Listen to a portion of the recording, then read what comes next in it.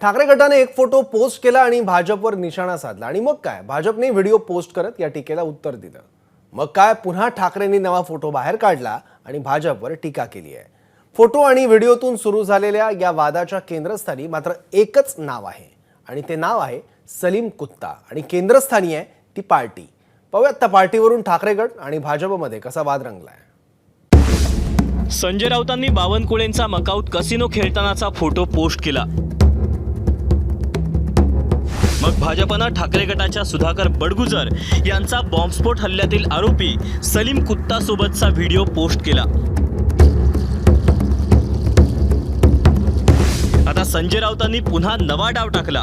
सुधाकर बडगुजर ज्या पार्टीत सलीम कुत्ता सोबत नाचत होते ती पार्टी भाजपच्याच पदाधिकाऱ्यांना आयोजित केली होती असा आरोप राऊतांनी केला। व्यंकटेश मोरे हे अजूनही भाजपचे पदाधिकारी आहेत असं सांगून राऊतांनी त्यांचे फोटोही समोर आणले। व्हायरल कशाला हे पहा आणि आजही तो भाजपचा पदाधिकारी आहे। आजही तो नाशिकमध्ये भाजपचा पदाधिकारीच आहे। आता भाजपच्या पदाधिकाऱ्यानं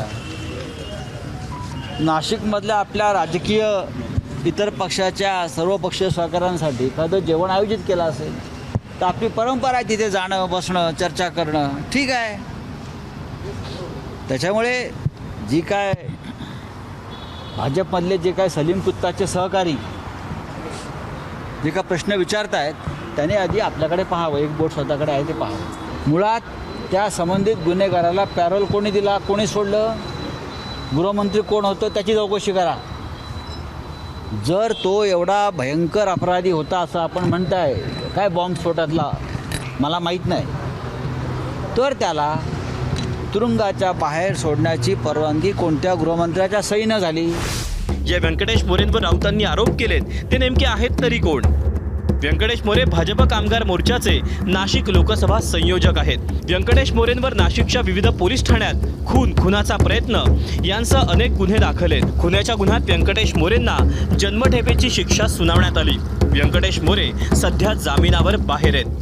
संजय राऊत रोज वेगवेगळे आरोप लावतात, त्यामुळे त्यांच्या आरोपाला मी उत्तर देणं एवढी माझं स्तर खाली गेलेला नाही अजून। तुम्ही आमच्या एखाद्या प्रवक्त्याला विचारा। आता ती पार्टी भाजपच्याच पदाधिकाऱ्यांनी बोलवलं, हे फोटोग्राफ दाखवून होणार नाही। मग तुझेही फोटोग्राफ एका डॉक्टर महिलेवर आम्ही दाखवायचे का? आणि मग तुझे आणि तिचे काय संबंध आहेत ह्याबद्दल वेगळी माहिती द्यायला प्रयत्न करायचं का? म्हणून फोटोग्राफ दाखवण्याच्या अगोदर बडगुजरच्या मागचा गॉडफादर कोण हे तू आजच्या पत्रकार परिषदेमध्ये दाखवून दिलेला आहेस। गृहराज्यमंत्री शिवसेनेकडे कधीच नव्हतं, म्हणून थोडं शुद्धीत राहून जरा इतिहास तपास, मग तुला कळेल की कोणाकडे गृहराज्यमंत्रीपद केव्हा होतं हे नक्की तुला कळेल। जाता जाता एवढंच सांगेन कि सुधाकर बडगुजर तो सिर्फ झांकी है, संजय राजाराम राउत को अंदर जाना अभी तक बाकी है। आता तुम्ही म्हणाल बावनकुळेंचा फोटो आणि बडगुजर यांचा व्हिडिओ यांचा संबंध तरी काय?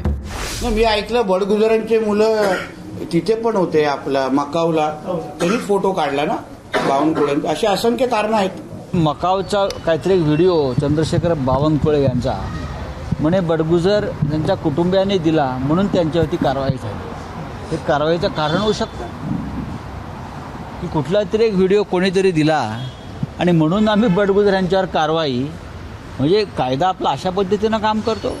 मुळात तो व्हिडिओ बडगुजर यांनी यांच्याकडून आलेला नाही।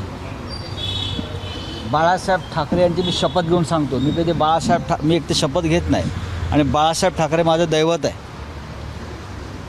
त्या व्हिडिओशी माननीय आमचे सुधाकर भाऊंशी काही संबंध नाही। ते भाजपवाल्याने आपापसात विचारायला पाहिजे कोणी दिला, त्यांना माहिती आहे। हा व्हिडिओ आमच्यापर्यंत कसा आला आहे भाजप परिवाराला आणि संघ परिवाराला माहिती आहे, विशेषतः नागपूरच्या लोकांना माहिती आहे कोणी दिला आहे तो। फोटोचा बदला व्हिडिओनं आणि व्हिडिओचा बदला पुन्हा फोटोनं असंच काहीसं चित्र सध्याच्या राजकारणात पाहायला मिळतंय। ब्युरो रिपोर्ट एबीपी माझा। एबीपी माझा, उघडा डोळे बघा नीट।